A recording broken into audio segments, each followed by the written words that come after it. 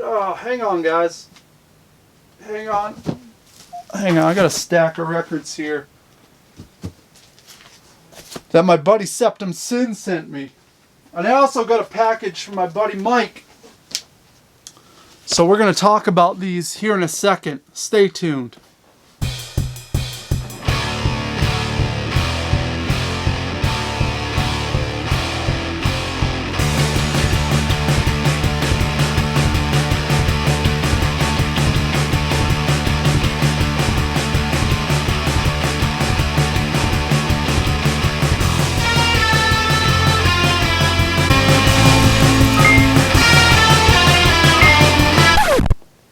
Welcome guys, I am Dan and this is Rebel Rock, a weekly kind of hangout where we collect music, we talk rock and roll, we have a good time.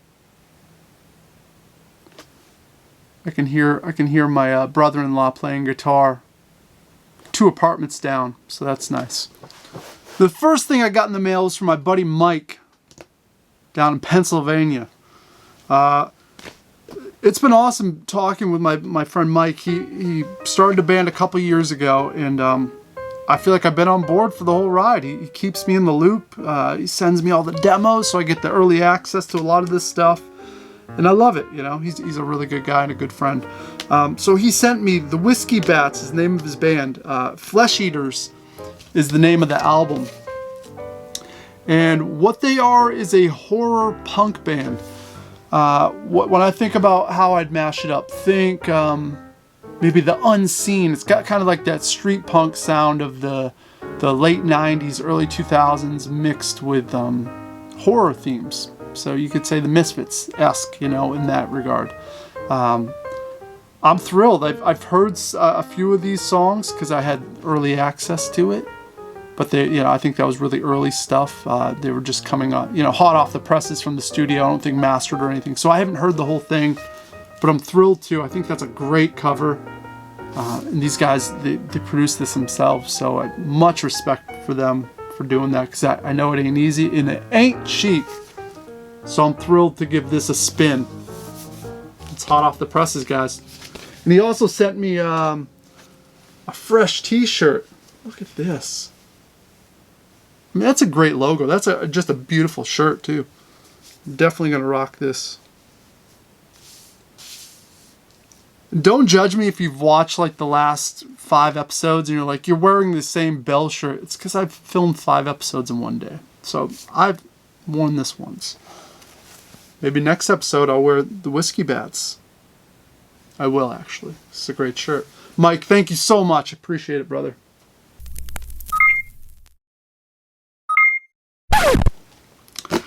Next, we got a couple boxes from my buddy Septum vs. the World YouTube channel.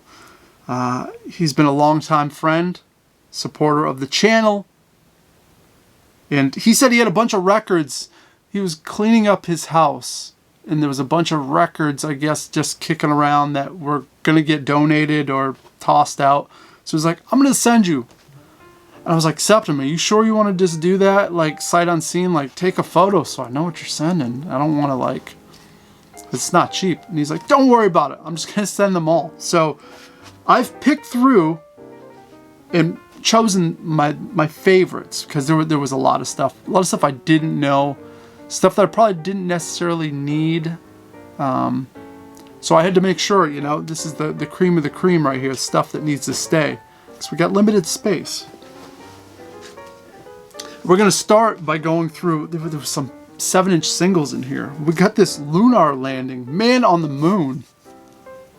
What is this? Look at that. So this was some sort of promotional thing for Apollo 11. It's so weird, so bizarre, but I love it. That's the kind of shit I really, really enjoy. Any sort of novelty records. We got this Robert Goulet, which I don't know his stuff very well, but I know the Saturday Night Live skit, Goulet. That's how I pretty much know him. We got It's a Small World. This is an official souvenir record from Disney. I don't know if you can see that. Very odd. What was this? 1964. It's a Small World. I love that Disney ride as well. I love the song. So that's like, my grandmother loved it. So it's near and dear. So awesome. What else? And we got another souvenir record from General Electric's Progress Land. Very odd. Another strange 60s kind of promotional mail away, I guess. I don't know how that stuff worked. But it has postage on it, and yeah, sent to Richmond, Virginia. So those are the 7-inch singles. So that's a great start right there. Love it. Lots of novelty. Now the records. It was a weird mix of music in here. So we got Symphony for Tommy. This is a tribute to Tommy Dorsey. So that's a good start right there. We got Ray Caniff. We got this Henry Mancini. And if you don't know Mancini, you do know Mancini. That's he wrote the Peter Gunn theme song. He also did Pink Panther theme song. So that's pretty awesome. That is pretty awesome. We got Wonderful Day with Doris Day. She was an actress, singer. It's Doris Day, man. Look at her. That's cool. We got Perry Como, who's kind of this, mega star for that time period. What year did this come out? 1963. Yeah. He was a stud. He was a star, Real crooner. We got Home for the Holidays with Perry. We got this Frankie Valli is the Word. Frankie Valli is the Word is the name of the album. And this is a weird album. This was like an attempted comeback in 1978, I do believe. And it has the title song for Grease, the movie. And that song was written by Barry Gibbs, which I had no idea. This album sounds like it could have been a Bee Gees album, really. It's good. I actually spun it. I like it.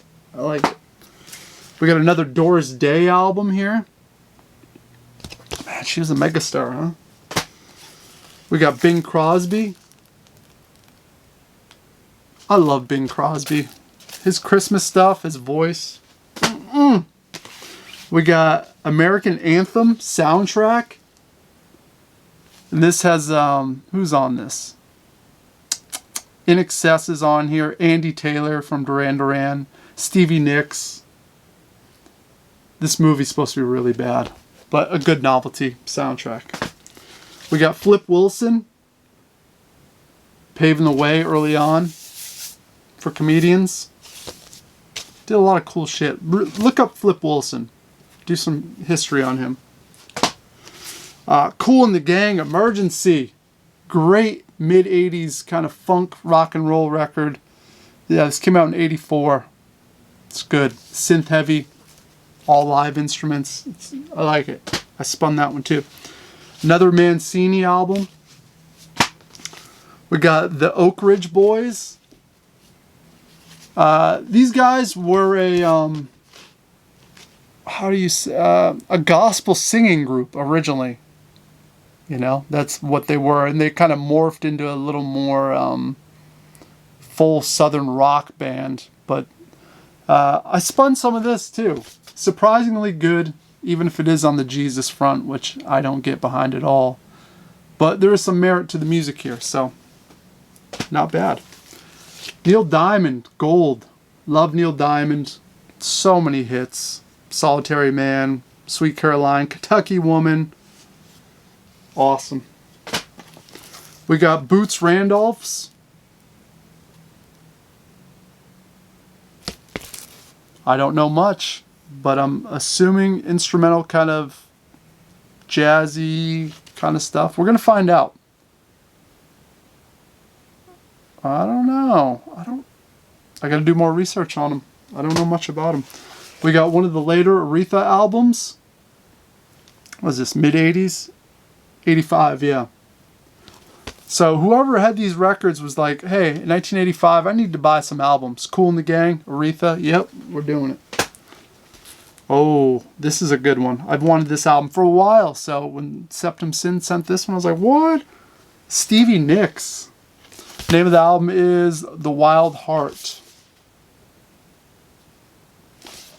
I love Stevie Nicks' voice. Big fan.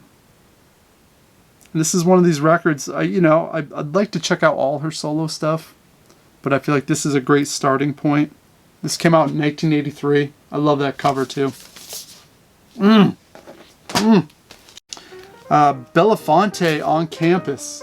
Love me some calypso music. Harry Belafonte was kind of pioneering all that stuff, kind of making it acceptable to the masses in the United States. So good. So good. I got a bunch of Belafonte in my collection, so I didn't have this one. Statler Brothers, kind of like the Oak Ridge Boys, same idea, gospel kind of singing group. I don't know as much about these guys, but I just knew they were kind of in line with the Oak Ridge Boys. We got this Blue Midnight, which is a compilation of instrumental tracks. We're going to get down on that. We got this Julie Andrews, Miss Mary Poppins herself, Christmas album. I thought that was really neat. And we got this Floyd Kramer. I actually researched and listened to some Floyd. This is Nashville country instrumental piano playing. It is really tasty and really good. So I'm excited to give this thing a whole listen. And this is a double album. It is a double album. But unfortunately, it's a single. No, it's a double. We got both in there. We're good. We're good to go. Yeah, Floyd Kramer. Check it out if you kind of like the instrumental honky-tonk sound of the Nashville 60s. It's good. It really is. And the last thing that really caught my eye that Septum Sin sent me was this My Record House.